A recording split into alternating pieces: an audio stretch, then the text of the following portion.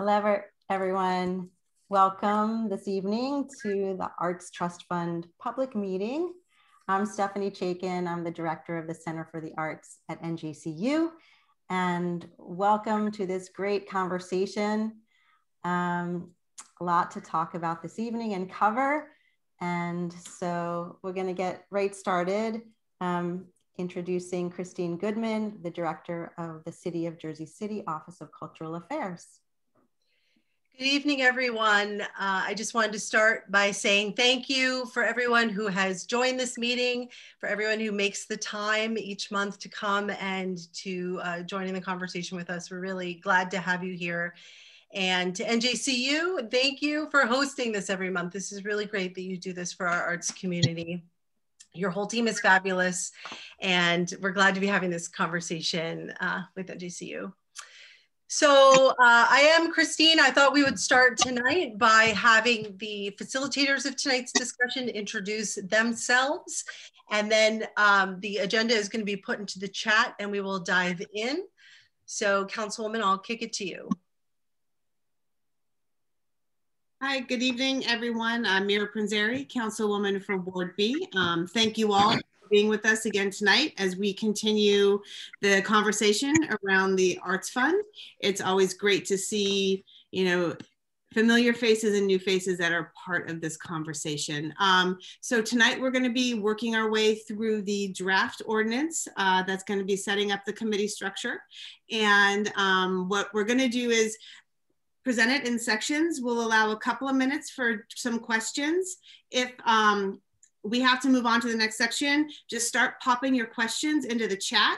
And then when we complete everything, we will start to go through that list as well, because we want to be able to address a couple of immediate concerns, but also understand that some sections may raise more questions than others. And we want to make sure we get through everything tonight in a timely fashion and be respectful of everybody's time.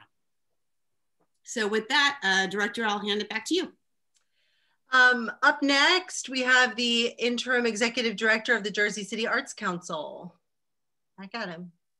Hi, everybody. My name's Mac Adam Smith with the Jersey City Arts Council. Yeah, do I need to intro anything else particular before we dive into everything else? You'll hear more from me later, but. That's good. And now we have the chair of the Jersey City Arts Council. Hey everyone, I'm Heather Warfel-Sandler, chair of the Arts Council. Also our board members, Alvin Pettit, Ashina Johnson, and Natalie Brathwaite are also here in the meeting as well. Thanks, Heather. And next we have Vernon Richardson.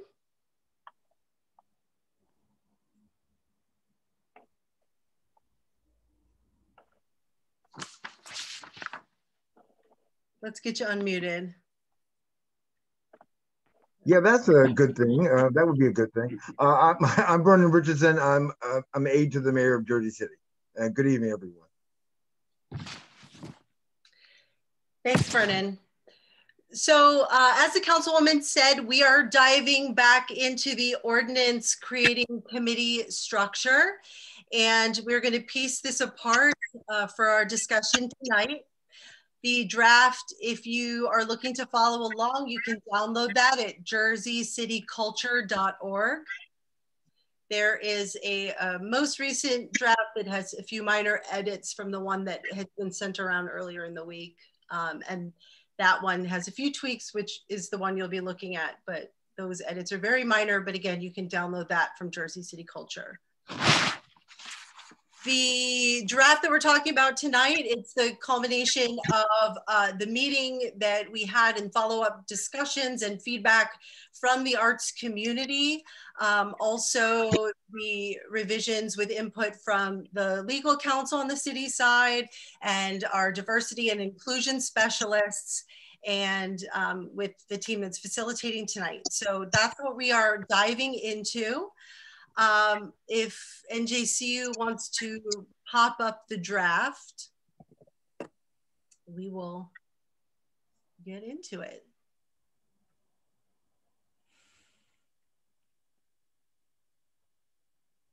Thanks, Anna.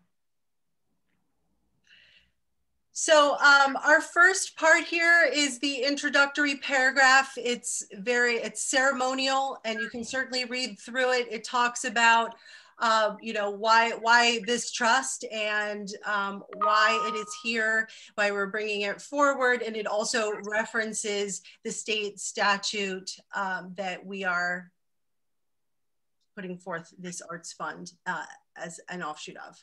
So if you want to scroll down a little bit, please. Okay, right here is good. So the Arts and Culture Trust Fund, here we have the maximum amount of the tax levy, which is the maximum amount that could ever be taken from the taxes of the taxpayer, and that is not to exceed 2 cents per $100 of municipal assessed real estate property.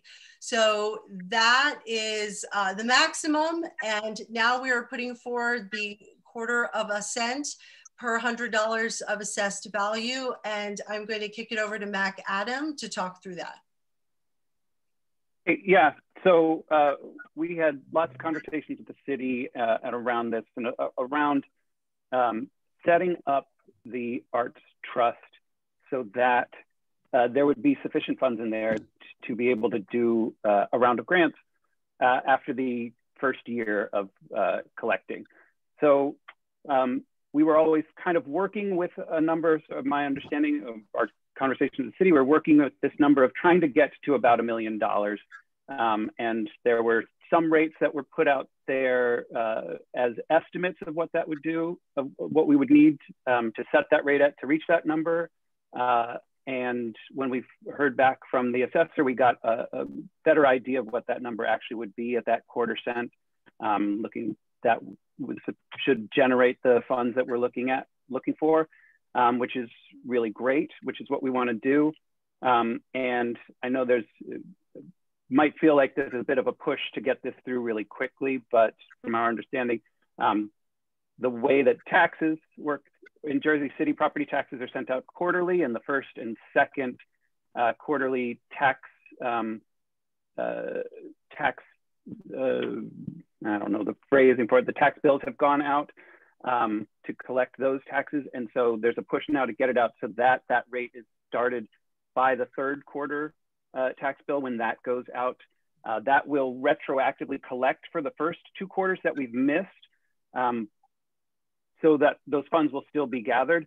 But if we don't get it out this 3rd quarter, if we can get it out this 3rd quarter and it gets approved this 3rd quarter, those taxes will be broken up between the 3rd and the 4th quarter, as opposed to if we wait until and only have it finalized by the 4th quarter, all of that taxes, all of the Jersey City property owners would be hit with that tax just in that 4th quarter, that tax for the entire year. So we're trying to rush to get it out so that it's broken up more evenly, make it a little bit easier for folks. And then one of the other points that we like with this 1/4 cent tax rate is that it will put us in line with the Open Space Trust, which I believe was at a lower rate and is coming up to meet us at the 1/4 cent. You know, I think for myself personally, I think others on the Arts Council agree. It's really important. We think it's important for us to be in lockstep with the Open Space Trust, especially at the start of this, because we're modeling the structure in part on the Open Space Trust, and we see both of these as important investments in life in Jersey City. These aren't just funds collected for parks. These aren't just funds collected for the arts. These are funds that are invested in the quality of life in Jersey City. And so we don't want to be battling the Open Space Trust with that. We want to remain in unison with them. So that was a lot of the rationale for that 1/4 cent, excuse me. Great, thank you, Mac Adam. If we want to scroll down a little bit, we're going to move to the membership portion here.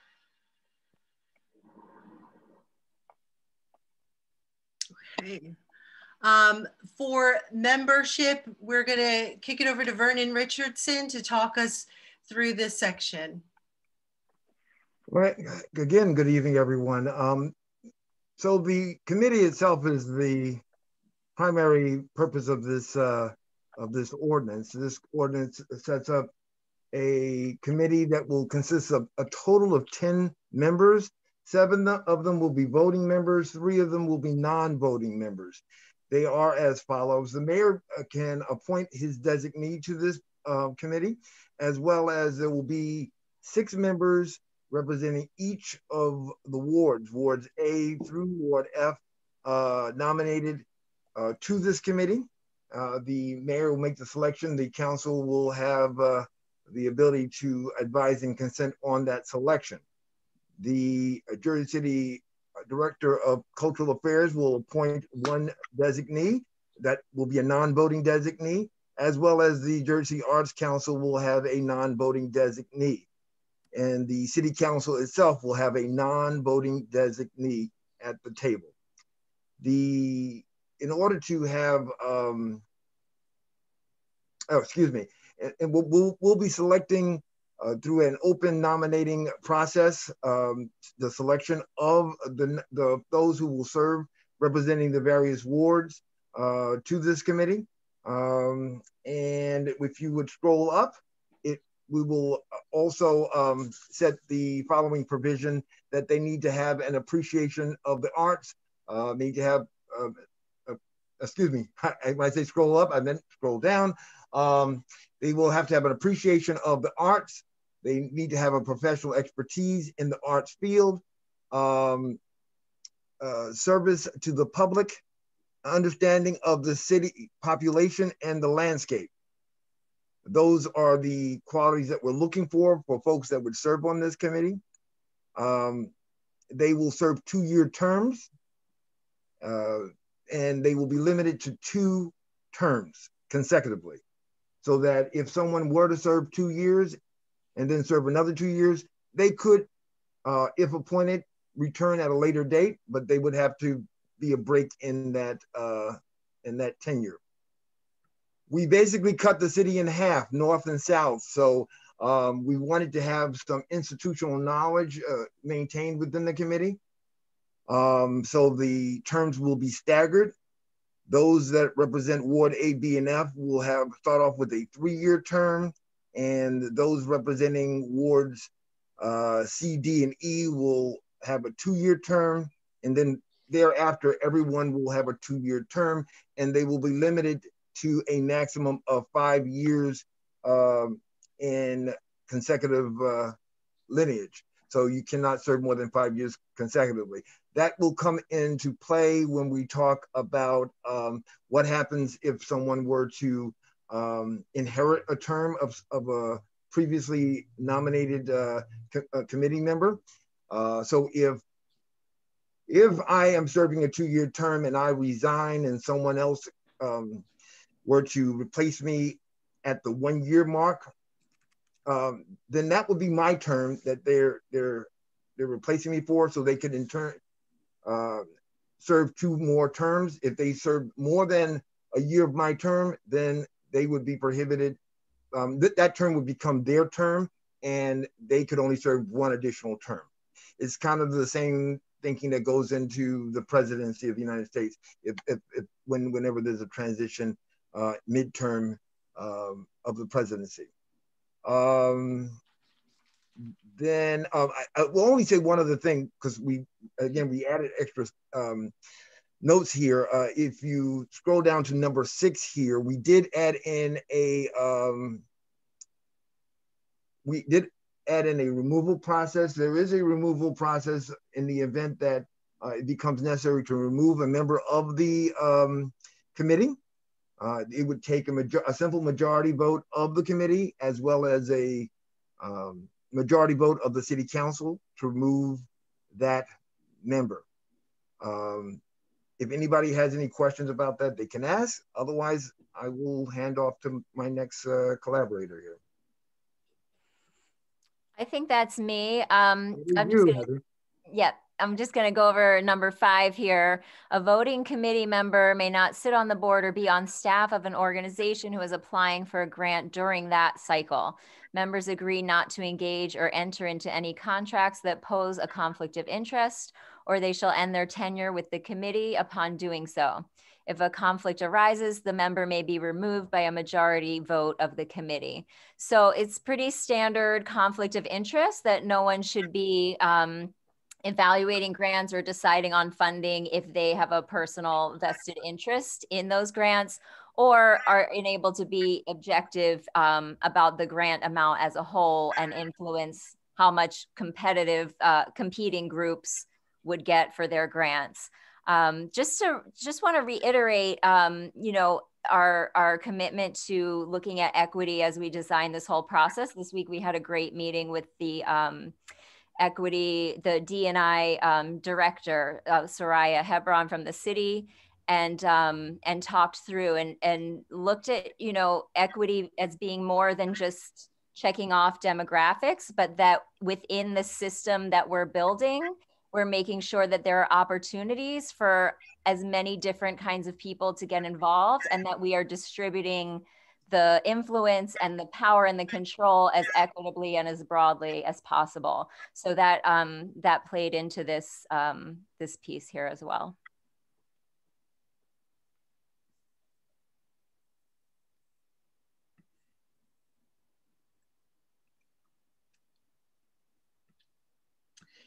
Did you want to talk about the review panel? Or Sure. where are we? Let me see. It makes sense. I just can touch on Robinson's question. Robinson, if you read it there, it says during that grant cycle. So if you're applying that during that cycle, then no, you cannot sit on the board. But if you previously did, then yes, you can. I don't see the language,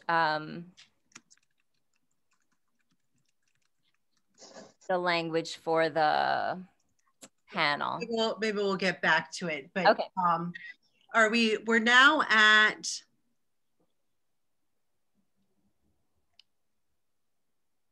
meetings. Can we scroll down a little bit, please? Okay, let's pause here. Oh, there we are. So the review panel, part 2 here.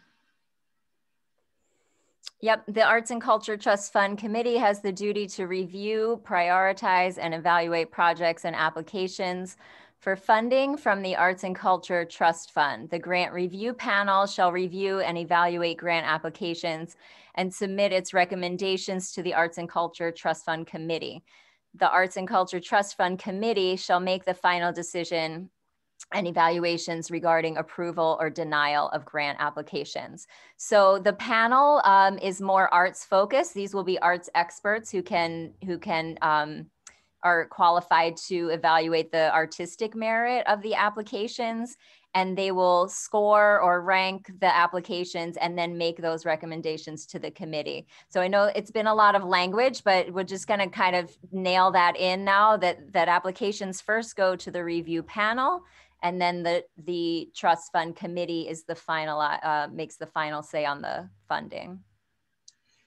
And this is a good opportunity to move over to Councilwoman Prinzary to say a little bit about what the council looks like in all of this, and to sort of clarify that role. Yeah, great. Thank you, Director. So, as we're moving through this, and as was just previously discussed, as Heather mentioned, there's going to be a review panel that vets and then gives they advise the committee, and then the committee is the body that's responsible for voting on the distribution of the funding based on the criteria that we'll be getting to in the next phase. I know that there's been some questions about the role of the City Council, and essentially the City Council, one of the things we're responsible is anything related to the city budget and appropriation of funds, or paying for contracts and things like that. So when the fund is created, for example, we'll have $1 million in the fund. We will receive the applications. Once we go through the scoring process and we're in a position to distribute the funds, there will be an action in the claims and addendums portion of the council meeting. And that is where the council votes on distributing the amount of funding. They do not, or we will not, whoever is on council will not vote for the individual applications. It is just a procedural move that says the city council authorizes the money that's in the trust fund to be moved to the next section in the purchasing department that does the allocation of the funding based on the committee scores. So it's procedural. Happy to, let me see. Okay. So essentially that's the role of the city council. I know that there was some questions about whether or not the council would have the final vote. Based on the way the state statute is written, the committee is responsible for the final vote of all funding. The council's role is only to move the funding from the trust fund to the purchasing department so they can start the process of assigning POs or however the money is going to be distributed moving forward. Thank you, Councilwoman. I'd like to actually kick it back to the Arts Council to talk a little more about the nomination process for the committee. Sure. I see a question too in the chat. And Robinson, just to follow up, no, if we could go back up to that number 5, scroll upward to that, the other way. The other up, there we go. Yeah. There we go. A voting committee member may not sit on the board, meaning sit actively on the board of an organization who is applying. So if you were on the board of something years prior and they're now applying, that's fine. I hope that answers your question. And then another question in the chat about the panel. So the panel being more arts experts, and what we heard from some of the preliminary conversations with the community, that November meeting in particular, where we gathered a lot of input, that people wanted to see a combination of people who understand the Jersey City landscape, but also people, arts experts from outside Jersey City who could truly be neutral in reviewing the application. So that is what we will strive to fill that panel with. Did that answer the question, Christine? Sorry. And I'll just toss in too that I think with the panel, we're taking a little bit more time looking at it, and probably because we want that panel to be a little more flexible, to be representative of the applications as they come in. So we're also trying to not necessarily prescribe that specifically, but let the application show what kind of experts, what kind of fields we need experts from to review those applications. So that's one of the reasons that is not as prescribed as in as much detail as the review as a committee. And also, the terms here that get confused. Sorry, Mac, just to both of those will have an open nomination process. So we're just aiming to get people at the table who haven't had a chance. So the folks that will be chosen by the mayor and city council, anyone can nominate themselves or someone else who they feel like would be a good community member for the committee, and same for the panel.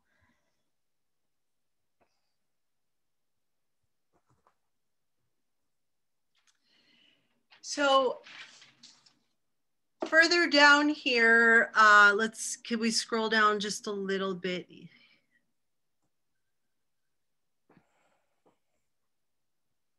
Okay. All right. So Arts Council, do you want to talk a little bit about the final report and the evaluation of this whole process? And some of the vision behind this section 5, and then the one at the very bottom, which I don't know if it'll both fit. Let's see, section 5, and then, yes. So if you just scroll down a little bit more so we can get 5 and 8 on the same screen. Okay. Do you want to cover that, Mac, or you want me to? I can do it if. Sure. I trust you.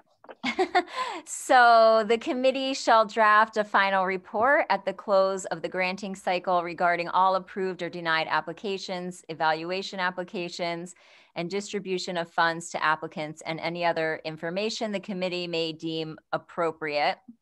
And then at 8, the committee is obligated to perform an annual review and report of grant recipients to ensure that the demographics of recipients are reflective of the demographics of Jersey City, and that the results of said review shows an increase of arts access in marginalized communities. The committee is further obligated to make necessary changes if these apportionments are not being met.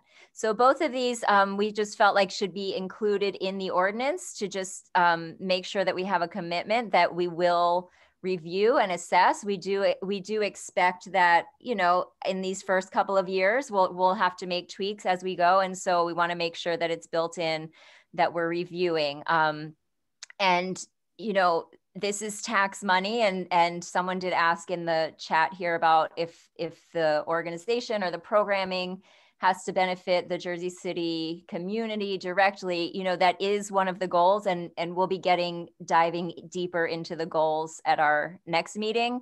But increasing arts access was something that we included in the campaign and something that we're committed to. So we just want to make sure that we are all focused on looking at those results and seeing if that is in fact what this system does. And if for some reason it doesn't, then we will revise. And as Heather mentioned, I think you mentioned it already, but we're hoping to work more with the Office of Diversity Inclusion. We've reached out to them. We've had great conversation with them so that we're getting the right data, so that we're collecting things, information that we need to really see those kinds of substantive changes that we're hoping to see from this.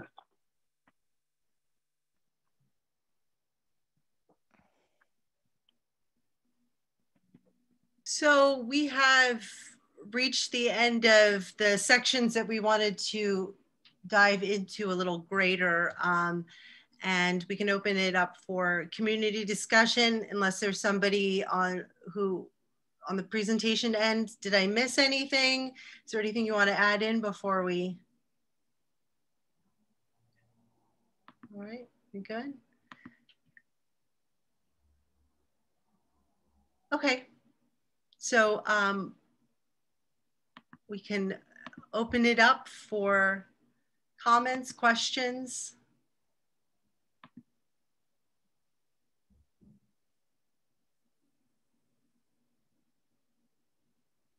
Gina has raised her hand. Great. Can we unmute her? Sheena, you can I'm going to click to ask you to unmute. Okay. Can you hear me? Yes. This is not my question. Someone earlier in the chat, I'm going to see if I can scroll back, asked a very specific question in regard to the wording. Hold on. Looks like Cat Hecht had a question about, I'll just read it. It says, I have a question about the wording using organizations.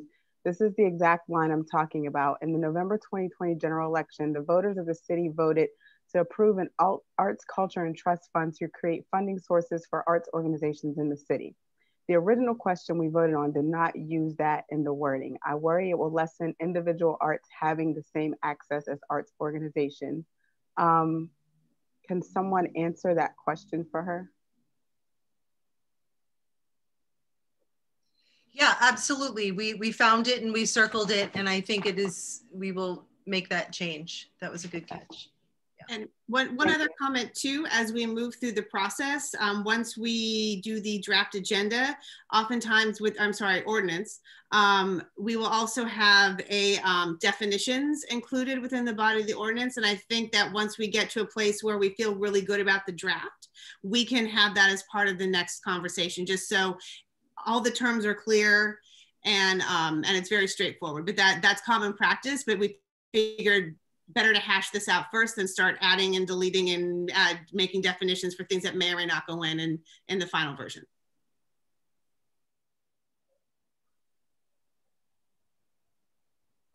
Next, we have a hand up from Caitlin. I'm going to ask you to unmute, Caitlin.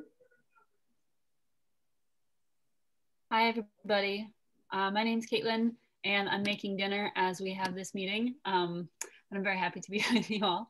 I have a couple of questions that I'll try to kind of tier and try to keep to the ordinance. So one thing that I'm wondering about is what other possibilities there might be for actually getting the folks on this committee as opposed to going through a mayoral appointment.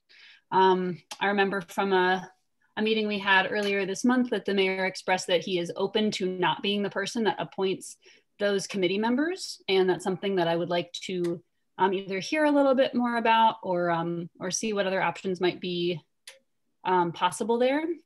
And then I'm also interested in seeing, there's been conversation about the Arts Council being directly funded at a percentage of the trust, and how we can get that language into the ordinance as well to make sure that that's like just all tight there.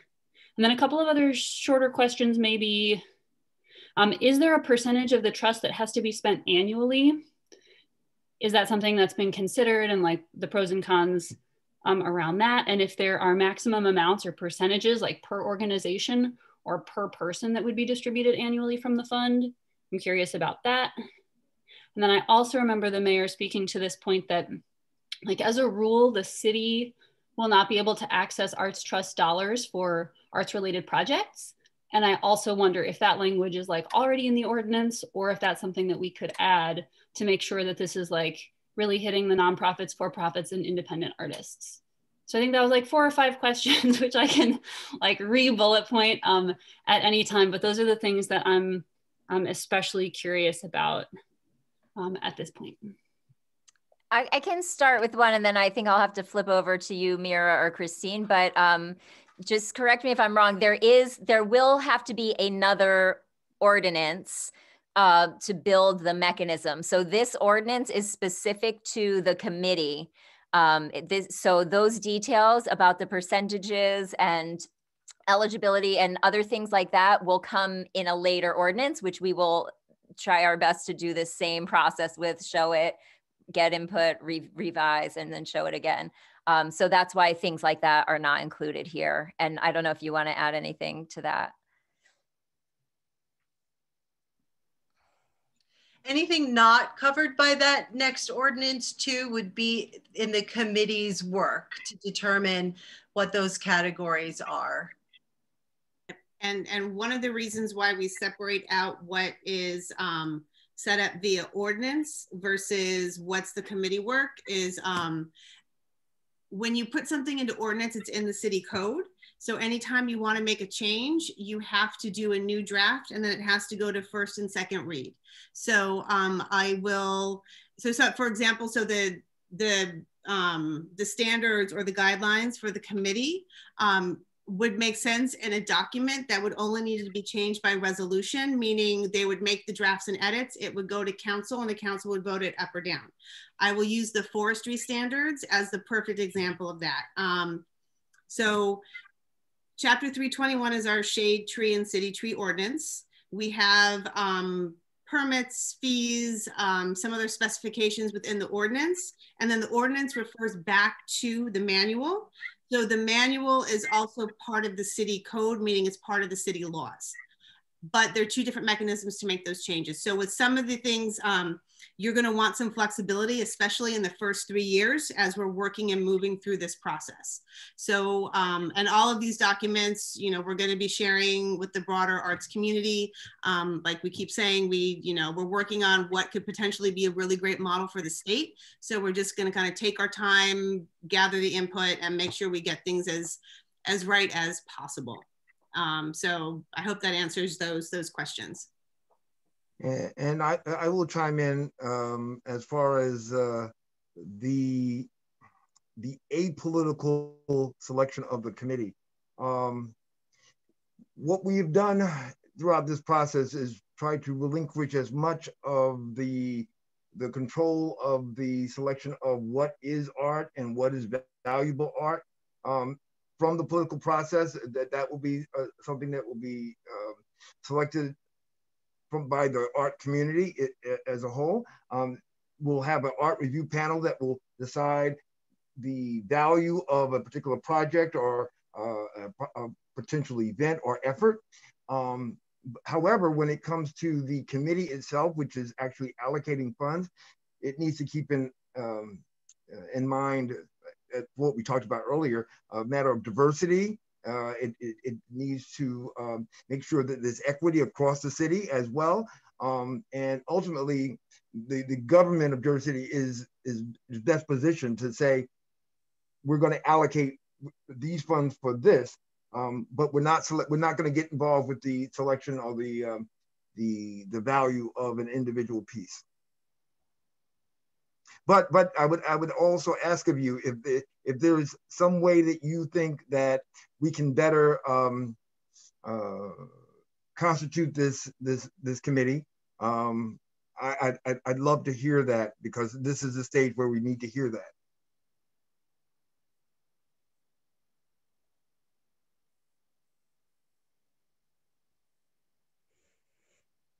Okay, our next hand up is from Amanda Levy. I'm gonna ask you to unmute. Hello. Hello. Hi.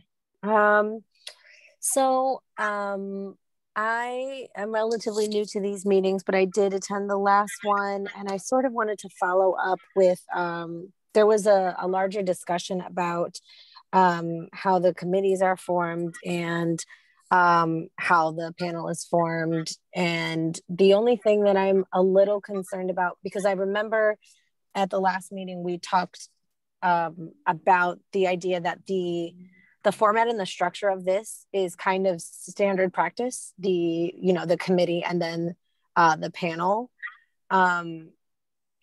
As someone that's been through those committees and panels to be approved for artistic things that are initiatives of the city, I found myself waiting a very long time as an individual artist, upwards of 6 months, because the committee of appointed people from the mayor that are not necessarily concerned with artistic things and do not think that those take priority in our city would cancel committee meetings several times in a row, and then could not pass things to a panel to be evaluated.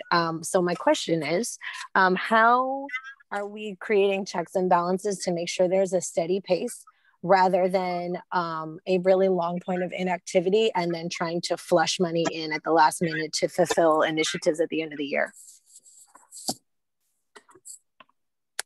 Does that make sense? Or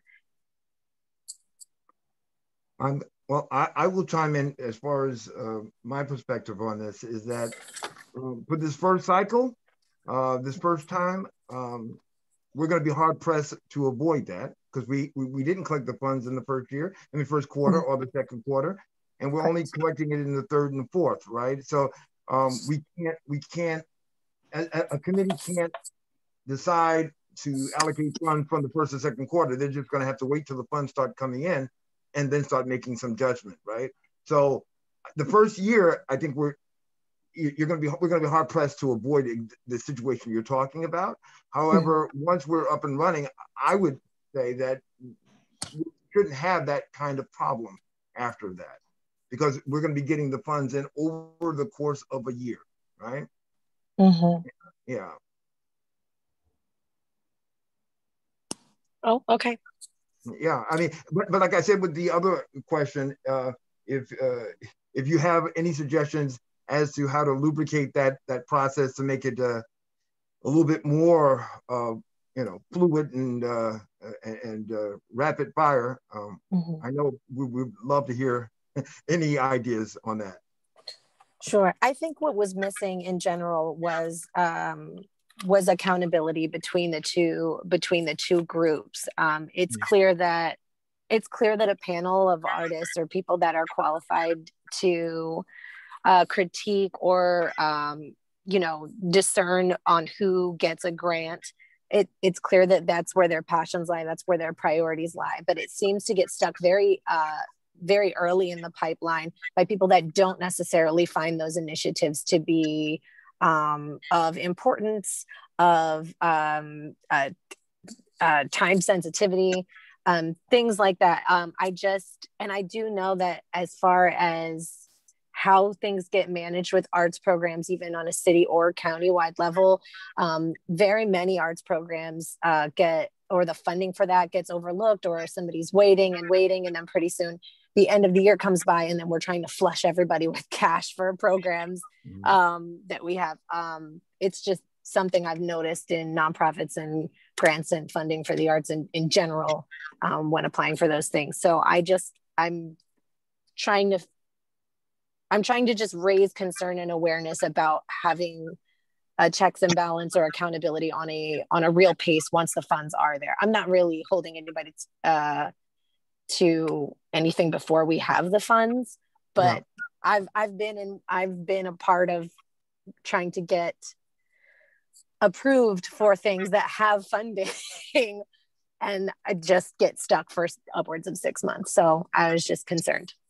There is a push-pull of both wanting to get the funds out the door, as well as making sure that this is the right target for those funds, right? So there's always that push-pull.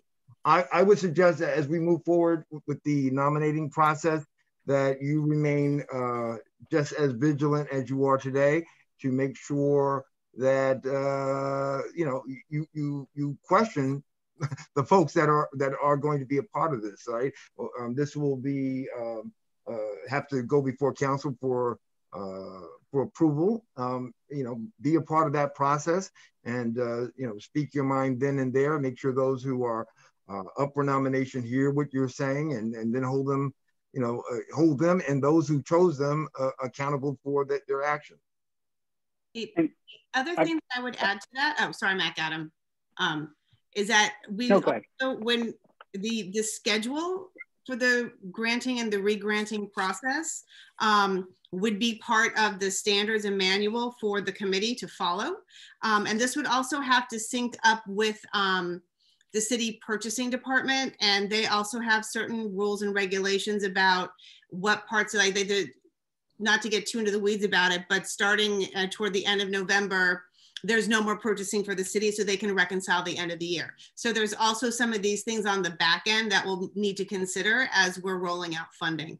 But Amanda, that's a great point. And I know that for a lot of nonprofits, that 6 to 8 months is crucial. And, really, that's why, for example, the fund of the city of New York has bridge loans that they give out, which is something I'd like to see here in Jersey City, but that's another conversation. But things like that can, that are making sure that the artists are getting supported, the organizations are getting supported, but that's absolutely right, a function of the committee. And so, for example, with the Open Space Trust Fund Committee, we set ourselves to a very strict timeline to make sure that all the funds from open application to distribution, the process was very clear and they went out in a timely fashion. The city was involved in bidding with that. So there's also different rubrics around that, which we won't have here. But that's something that should be spelled out. And yeah, if committee members are not following those guidelines, that in my mind is a reason for removal from a committee. So. But that's just my opinion. I agree. The issue that I think that arises quite often is the idea that, that they table or the majority of people do not come. And again, this is just from having experience working in or trying to get qualified in certain programs for artists. And granted, this is a grant process. So this has a schedule built into its structure, which is great. I just hope that it's a slow, a nice, steady one that has milestones and I guess a series of updates and communications that keep us at a steady pace. That's all. Great input. Thank you. I wanted to address the piece about Mid-Atlantic arts, because I see a conversation happening back and forth. And I think it's good that we, continue to talk about things like this. And so I'll give a little bit of an information update. I had a really great introductory conversation with Mid-Atlantic Arts. They're a wonderful organization, and you know, these are considerations. If you had an outside body that's administering this, you know, there is the, you know, there are the considerations of them not being a Jersey City based organization and advocate for the artists here. There is also a pretty significant expense associated with that. I don't know what that is, but you know, in the conversations with the Mid-Atlantic Arts Foundation, they have been,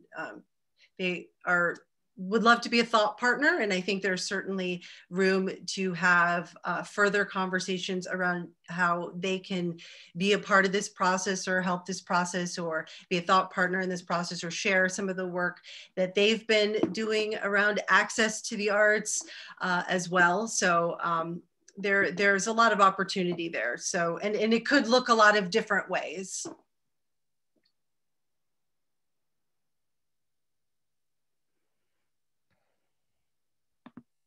The next hand up is from Ashley. I'm going to ask you to unmute, Ashley.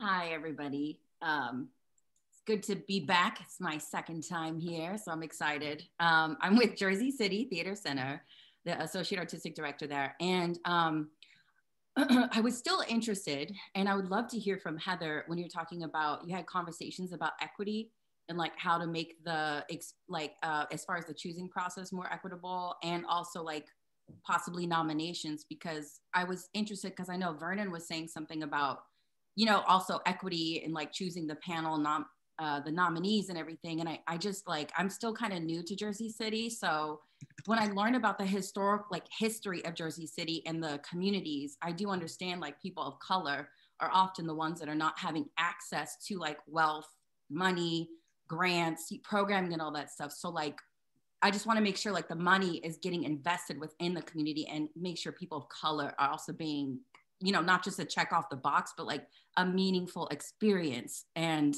being able to have a voice and a say where that funds will go. The arts will help all these different underprivileged or underserved communities within Jersey City, you know. So I just love to hear more about what I think Heather touched on it. So I just want to hear. Yeah, you know, I totally agree. I see bravo in the chat. Bravo, Ashley, thank you. You know, we're working on it. Since you're new, I'll just give you a little background. The Arts Council is only 4 years old. So literally up till a month ago, we were all volunteers, and now we have our one part-time staff. So, but outreach is certainly something that we've been aware of that, you know, we can improve on. And looking at, I've had some meetings with some of you here. I know Mariah and some of the Arts Council had a meeting, and just kind of reaching out to members of different communities and asking what kind of outreach, like, are people on Instagram? Do people want to see posters? You know, if we put this on the city post, is that where people are reading and trying? And I can't remember, I'm so sorry, because we got so much input, but someone gave the great idea to put, to make sure that we're putting it in the small newspapers like El Especialito and things like that. So when it comes time to announce, okay, applications are open for both the committee and for the grant itself, we'll have some of that on our radar, and we'll share our email here too, Ashley, if you have ideas. Okay. But that was part of the reasoning to have that open nomination. If we do ultimately go with the mayor appointing, that he has to choose from the list that has been nominated by the public. It's at least a step towards letting everyone bring themselves and their background to the table. There was also a big conversation here about, you know, what if the mayor didn't appoint? I mean, and the idea of having the committee publicly voted upon, which, you know, anything democratic, you know, personally, I haven't discussed this with the board, but that sounds great. I think it's maybe a logistic thing, you know, if this at some point was a board that was voted upon, like the school board is, I don't know. That would all have to be done through the city and figure out what the legal aspects of something like that are. But if we go with this mayor appointment, we will be part of the process to make sure that we're trying to get applications from as many different people as possible. Yeah, I think as a Jersey City resident and as a Black female, I want to make sure that there are certain populations that are not ignored because they didn't have access to it. You know, like if they just didn't know. And then if we're the ones who are being relied on, if this is the community right now that's on the Zoom and we're the ones who are supposed to be nominating people, if we're the ones who know, we don't know everybody. I'm still new, so I don't know, you know, maybe the best person could be on it. So I just want to make sure that it's still like, it's something that's very close to my heart. So I want to keep pushing that. Yeah. And I'll share with you too, and with everyone that I've been in this community for 25 years. Christine and I have known each other for 20 years. And I really had an awakening moment this summer when we did those relief grants and people were walking in the door and I was like, I don't know you. How, you know, I feel like I'm so in the heart of this community, but it really was like, wake up. There's still a whole world of people out here that we are not yet in touch with. So we put that kind of at the top of our strategic plan for the next couple of years. Okay, thank you so much for answering. Thanks, Ashley. One other thing I would add to that as it relates to the appointments, regardless of what, like generally our government is with the advice of the administration and the consent of the legislative body, which is the city council. So even if the mayor is out of any appointment process, let's say it is, you know, by public vote, let's say it is by council with advice from the arts community, whatever that structure is going to look like, all appointees will come to the city council for a vote. And there is a swearing in process. That's just a procedural part of the process. So what you guys are seeing here in the draft is generally how it's done, but there's flexibility within that.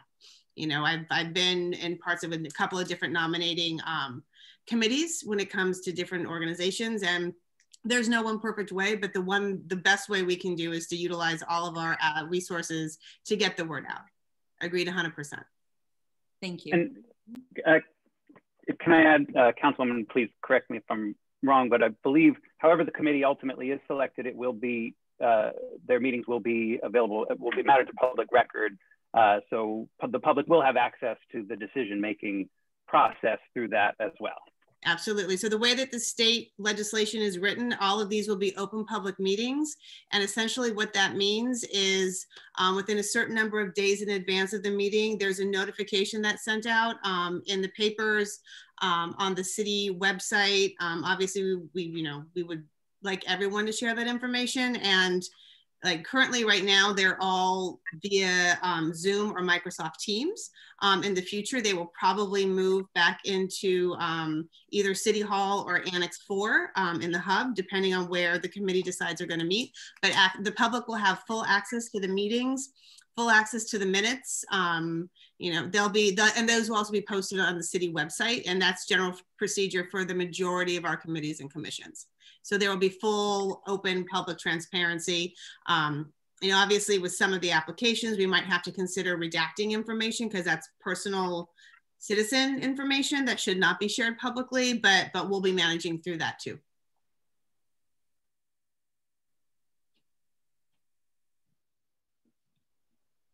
All right, our next hand up is from Lorenzo. I'm going to ask you to unmute now, Lorenzo. Hey, how's it going, guys? I just want to say I'm the level of transparency going on. Another thing is I want to speak to the level of being part of the process. You know, when it comes to inclusion, a lot of people feel left out, but this time around, a lot of people are included in what's going on, and that in itself speaks volumes to the level of progression has shown to the arts. It has saved my life. It has done many wonderful things for myself and the people that are around me. And I just say thank you to all of the staff that's a part of what's going on to make Jersey City a better place when it comes to the arts and just embellishing this city, this completely diverse city with the beauty that we all possess. I just want to say thank you very much.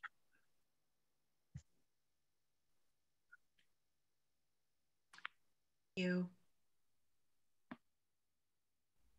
Okay, our next hand up is from Mariah. I'm going to ask you to unmute now, Mariah.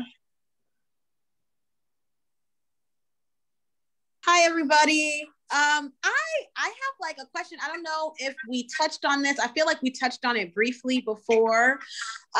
We talked about just like projects that, you know, people like have maybe been funding privately prior to, or kind of startup projects.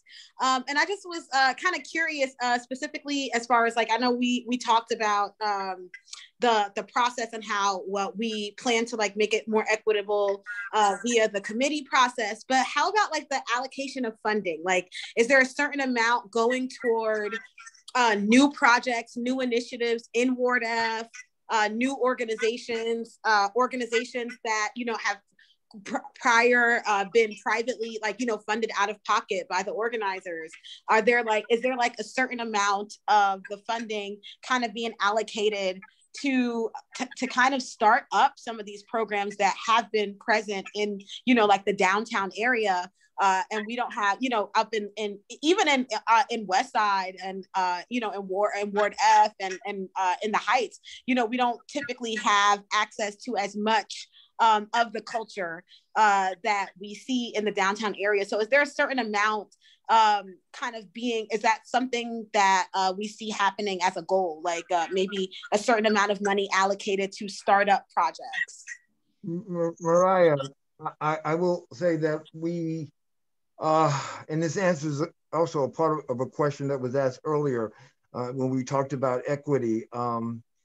What we're really trying to chase is equity in all forms. I'm a resident here in Ward F, you know, as well, and it's not only equity as it relates to the artists that are funded, but it's also equity in the sense that we need to make sure that our outreach contains equity, right?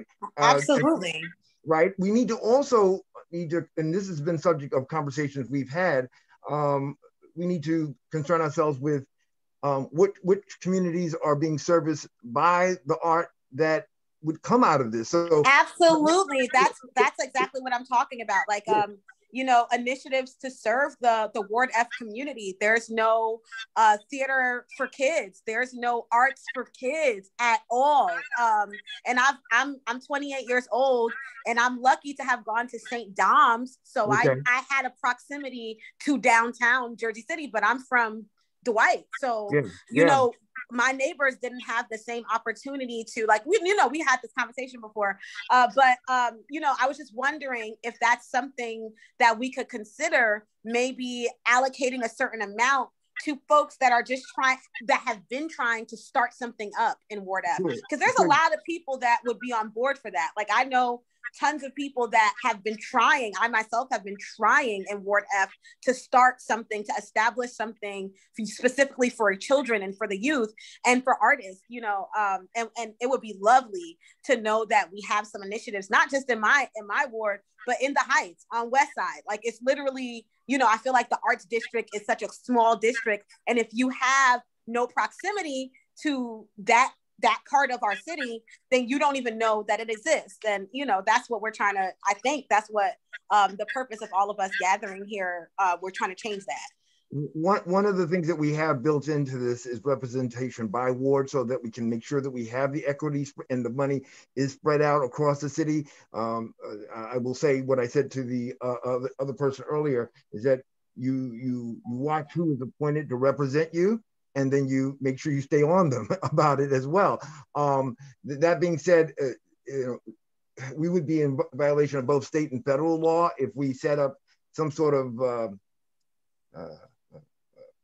racial quota, you know. Not racial quota, but a startup quota. That's not, it has nothing to do with race, because I know people in the Heights that are not people of color that have also struggled to get funding for their project. It's all over. It's about longtime Jersey City residents versus people that just move in and they're able to make the right friends to snatch up all of the resources. That's what it's really about. It's not a race thing. It's about, you know, it's about people that just come in and take advantage of, you know, this lovely city, and the folks that have been living here forever kind of just sit and watch, you know. Well, from the sidelines over here, I can't guarantee you anything, but I would tell you that someone like yourself, you know, being there, these are public meetings, being there and watching how things are going on and how funds are being divvied up. I'm certain your voice will can make sure that the funds are to the best as possible, right? Because there's always, nothing's perfect, right? But you know, you need to be there, and you need to, you know, you always got to remain vigilant, right? Yeah. But that ultimately is the goal. We want it to be, we don't want any one community of the city to be the area where all the artists hail from. We don't want one community in the city be the area that is targeted for all the services. We want it to be, you know, as mixed as possible and as fair as possible. And that's what we're gearing. Some people earlier said something about they wanted a fair panel. Everyone can agree on that. What I will always ask when people say something like that, though, is please volunteer your ideas as to how to make it fairer. Make it, you know, we can all agree on equitable distribution of funds, but any idea as to how we can better achieve that, we're all willing to listen. Well, specifically, I think funding startups. Like, we don't have a theater company for this whole side of Jersey City. The whole, is this the South? I don't even know, but this West Side on down to like all the way by Bayonne. We don't have any theater company that's ours. So the folks, those of us that are theater people, you know, I performed for Art House a couple times. You know, I've been in the environment because I have a proximity to that. But there's some people like the kids on my block, they don't have a proximity to that. So they don't even know that there is somewhere to go. So one of the things I was talking about with Heather is sometimes it's not even about the placement of where the arts is, it's the invitation. So if we don't know that it exists, if we don't know that there's this center where we can go and we can participate in the arts for free and we can hone our talents, you have youth that have to go elsewhere, or they don't have it, or they just don't think it's possible. And there are funds in this city for them to be able to do that. So I just feel like maybe we need to make sure that there's a certain amount of startup money for that. Because I think we have the spaces, we just need and we have the people. I think it's just the startup, you know, the funding for that. Setting the priorities from where I sit is something that the committee is going to set up. When it first is formed, they have, I believe, 60 days, I believe it is, to come up with their standards and what they, you know, that's another opportunity for you to impress upon them that value, right? That this is something that's missing from it, that you may need to focus on that and maybe make sure that we target a certain percentage. We can do that, but that's where that will work. That's where that will manifest itself. Thank you. Thank you.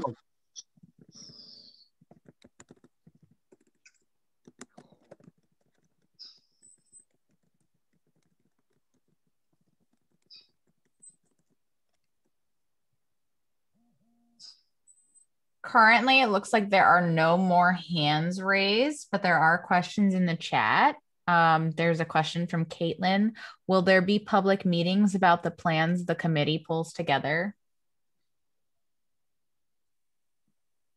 Plans they pull together. I'm not sure what that means. Caitlin, could you clarify just a little bit? Yeah. So I think part of the reason that I'm so interested in how the committee is getting set up through this ordinance is because I'm coming in with an assumption that once the committee is appointed, that they will be making a bunch of plans, including, you know, how the review panel gets put together and these granting categories and other different kinds of things. I assume that once the committee is in place, that it will become a much more closed process. And something that was just said opened that question up to me again. And so that's what I'm wondering, like, as the committee is pulling together, I don't know if it's the handbook that Mira was talking about, or like whatever it is that's going to dictate a lot of how this gets put together, if that's going to be also an open process or if it will kind of close once they're appointed. This goes back to all committee meetings being subject to the Open Public Meetings Act. So the answer is yes. And will those be participatory, or is that just something that we'll like sit and observe and then respond to later? State law says that public meetings are required to have a public hearing portion where folks can comment. So when they meet, you will be afforded an opportunity to express your values to them, whether it be on, you know, a particular item that's being discussed before them, or some other issue you think of importance, like the previous speaker's value and funding startups. That can be something that is expressed so that they can take that into account.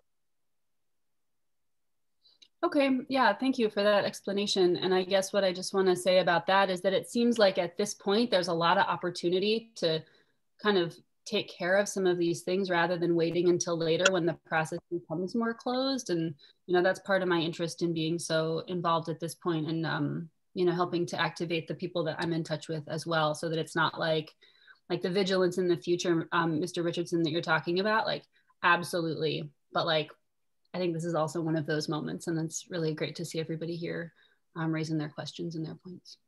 I just want one other comment about that. Just like I was very overly cautious about the idea of setting quote race quotas, but the idea is you can have a value that you can focus on. I will say to you, the way the state legislature wrote the law, this committee is the one that is going to be responsible for the distribution of the funds. And so we have to take pretty much a hands-off approach to shackling their risks as to how they're going to fund. So like we should not be in the process of saying, oh, there's going to be 30% to startups devoted into this fund, because ultimately then we're dictating where the funds go as opposed to the committee themselves. So we need to hear the values, and we need to make sure they hear the values as well, because like I said, but ultimately they are the ones that are going to delegate the funds to this source or that source, and we can't mandate that. Yes, sir. I appreciate that, and I won't take up much more time here. But this is also why one of my, you know, opening questions was about who is actually appointing, you know, the members of the committee, right? Just like getting the right people in the position seems like so important. And I put this in the chat, but the CCRB seems to have a kind of interesting model of community groups being the ones that ultimately review. I don't know if they review public applications or if I'm kind of fusing these together in my mind, but an opportunity to kind of help spread that responsibility around in terms of how folks actually arrive as committee members following a public nomination process. So that's something that I appreciate y'all hearing me say a couple of different times now tonight. And I'm gonna mute myself, but thank you so much. I can just follow up a little bit too in that, you know, this is happening kind of fast, you know, and so we do plan to, in the next meeting, talk about goals and priorities and get feedback so that when the committee is formed, it's not just like, okay, you guys go figure everything out. We will hand them a starter kit, you know, here's the input we got, here's what we think this looks like. So they're not starting from a blank slate and just, you know, inventing the whole thing in a blind process. So we will take everything we're taking from these chats and everything and incorporate it into what we pass over to them. Exactly. And to piggyback on what Heather said, that's why these meetings are so important too, because I think it comes with a lot of weight to come to the committee and say, you know, we've had these sessions and we've put this time and these hours and these feedback discussions around what we're bringing now to the table for you to discuss. And then with their open meetings too, you have the ability to further engage with that process. But it's a lot of ground to cover, and we're all very ambitious for doing it. And I appreciate everybody here after 8 o'clock at night to hash this out, because you're passionate about the arts, because we're all passionate about the arts, and that's why we're all here. And just one more thing too, if you look at the initial timeline that Director Goodman had put out when we first started meeting a couple months ago, you'll see some of these categories in there. Obviously, we're going to be a little bit flexible with the timeline, but know that we are very aware that, you know, to take the time to set up the committee the best way we can, but also make sure that they're set up to succeed and not to set up to fail. And so some of them is kind of like handing them a bit of a template to say, here's what the arts community is looking at, and then let them kind of like work into that. And know too that year over year, based on the reporting that they get back, that's going to change as well. So that's a good point. And to the concern Amanda brought up earlier, just to encourage you to visit that timeline that we sketched out. You can see that it's ambitious, and Molly, I think you had pointed that out a long time ago, and fair point on that. But I think, you know, what it does show is the commitment to keeping this process on a schedule, and to really consider the fact that, you know, showing up for the artists and the organizations and the independent presenters is really a priority here. And we're trying our best to stick to a timeline.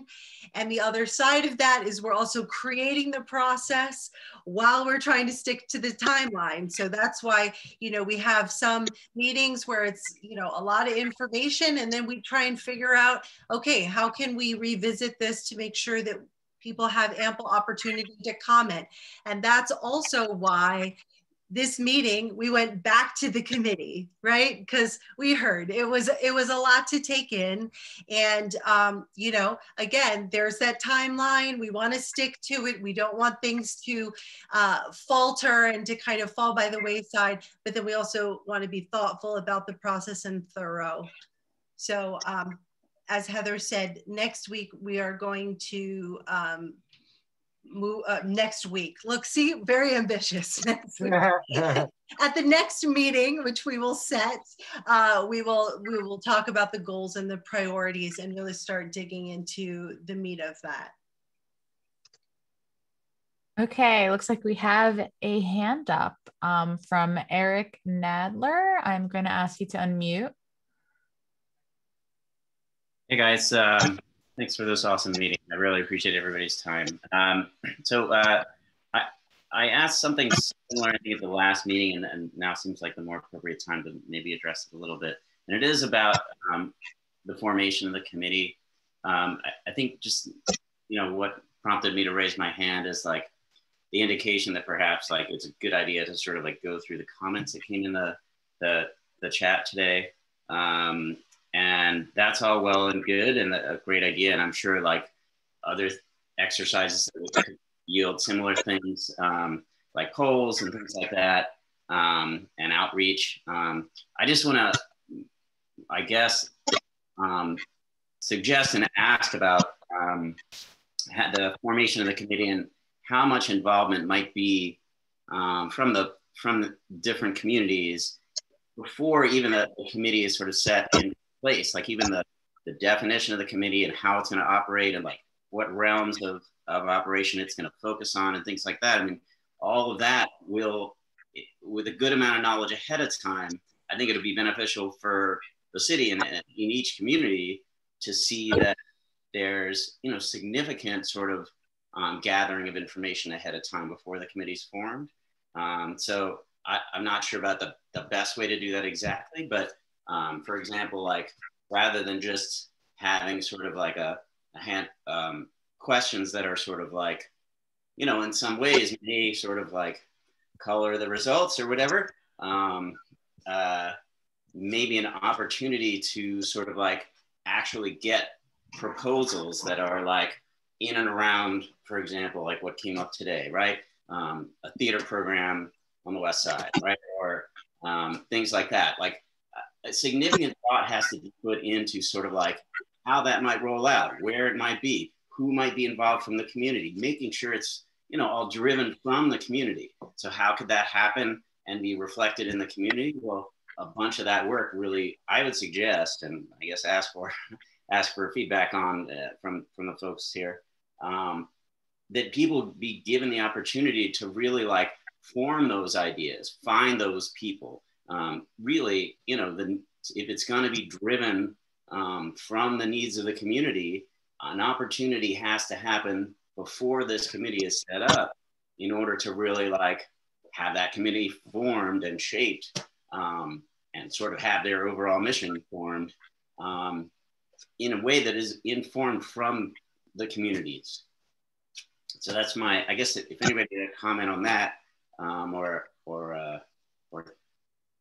that's it. I am not sure how to deal with that, because it kind of goes back to what Director Goodman said. How we're doing this right now. We're building the plane while it's in the air, and so what you're now, where there's value in what you're saying, it's also like you're saying we need to build the airport that we're going to land in as well.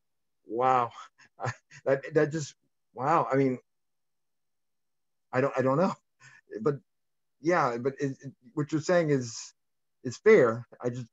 I'm not sure myself how to make that happen.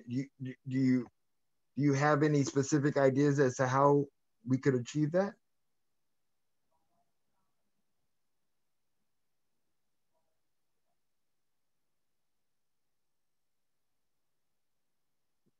Like my time from talk radio, I feel, did we lose him? Did we lose him? Hi, I wasn't able to unmute myself. So look, I mean, I'm not sure exactly how this might form up, but I think it could be done in a relatively rapid manner, giving people a month to like come up with a proposal for a theater program, or 6 weeks to come up with a theater program, and identify the need within their community for it. And, you know, because you know, again, I mean, I think, you know, having it driven from the community, I don't think is that complicated in and of itself. I mean, I've never built an airport, but I don't know if that's a fair comparison. But in any case, you know, the like I said, I mean, my main concern is that this can cover such broad strokes and broad areas of the arts and arts education for the young, for emerging artists, for new artists, for just all kinds of different uses that I think it's well worthwhile. And look, I mean, maybe this is something that's going to happen after the committee's formed, and then like there'll be some adjustments to the committee. I'm all for like getting things rolling and making changes as they sort of need to be changed. You know, that as things come from the communities, that's fine too. But whatever can be done in the beginning, I think, is going to be tremendously helpful in terms of how that committee is formed, and that it's properly informed by like the true needs of the communities around Jersey City. And ultimately, I think when the funds become available, folks are going to start to think about what are we doing now that could use those funds, but also what could I do that could use those funds, right? And if not during the first cycle, once the word gets out that X dollars have been allocated for this or that, I'm certain that by the second cycle, folks are really going to start saying, wait a minute, I have an idea of how we can do this. It's kind of, again, I'm terrible with names, but how one of the previous speakers said, we don't have theater, you know, south of Communipaw, right? So, you know, once the funds are known to be available, there's an application process, people are going to start saying, well, wait, maybe I can do this.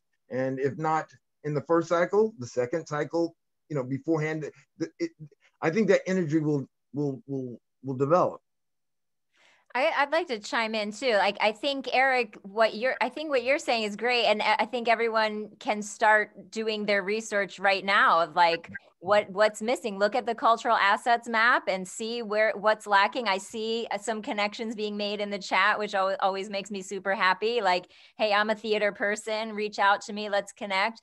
I mean, I think that is research everyone should be doing now. And one of, you know, the ways that we have been kind of conceptualizing the panel, the review panel versus the committee, is that the review panel are the arts experts who are like, you know, are qualified to evaluate the quality of the work. And that committee has people from the community who, like you say, can say, yeah, we do need something like this in Morday. So if everyone who is looking to apply is doing their research now and has an idea for a program that you feel like will stimulate a certain part of the city, then that will be your application. And those, I think, are the kinds of applications that we'll be looking for on the programming end. We're also well aware that operational funding is needed, and we've heard that. And so that is something that we're planning to include. But on the programming end, yeah, I think that's right on target with the way that we want the arts to be serving back out to the public.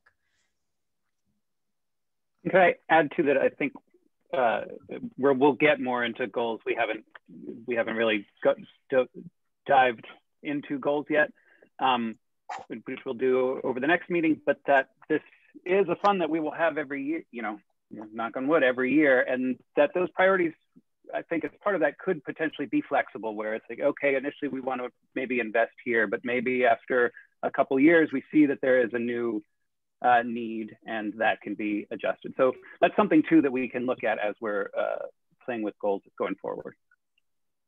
And that's part of why we included that review and assess every year, review and assess. Okay, looks like we've touched there. We still see an empty pocket here. That's why we included that in part of the structure.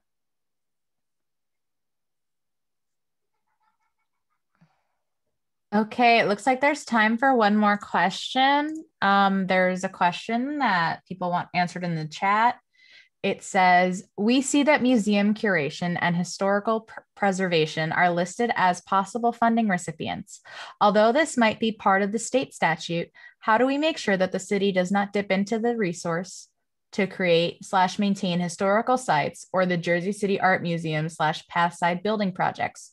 We'd love to see arts anchor institutions in the city, but not for the funds for them to be taken from this not so huge trust fund.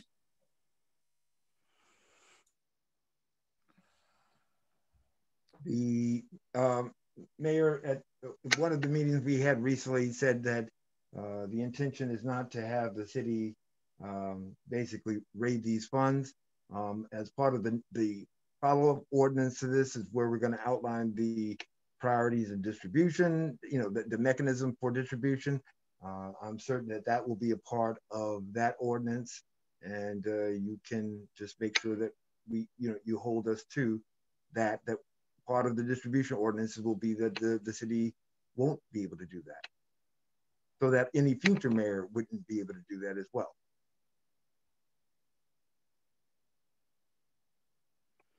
I think Alvin had a question. Alvin Pettit.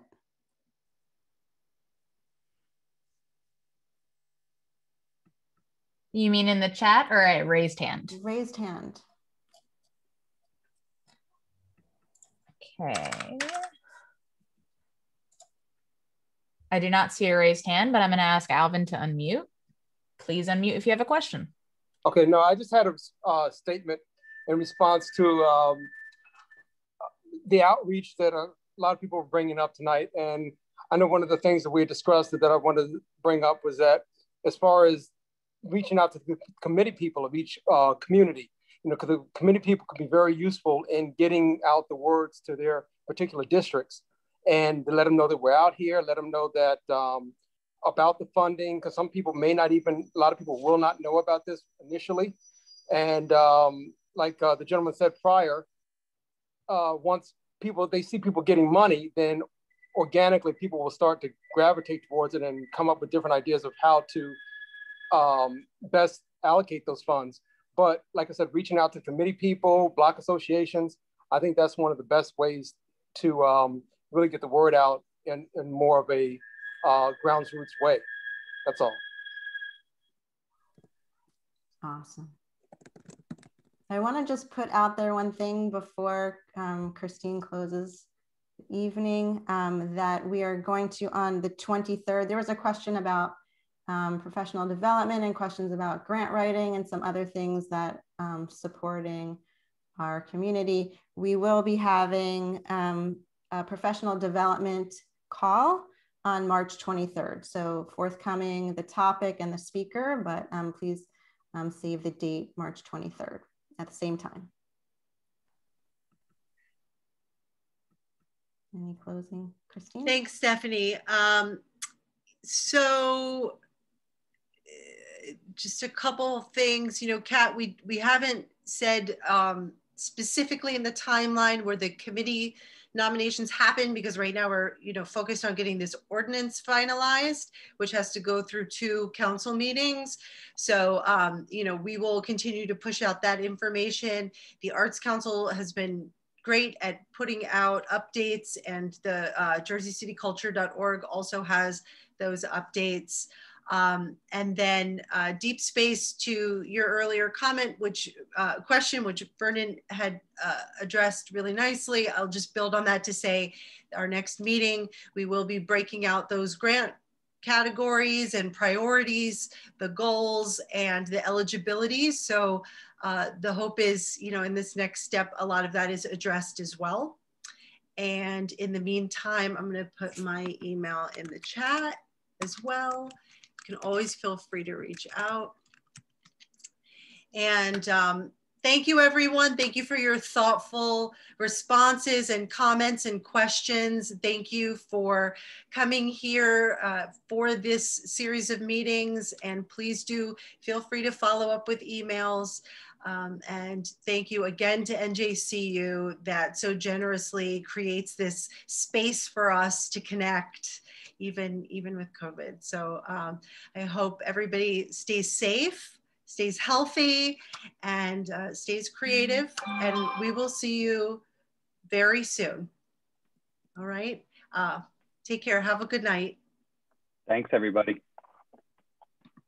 Thanks, everyone. Take care.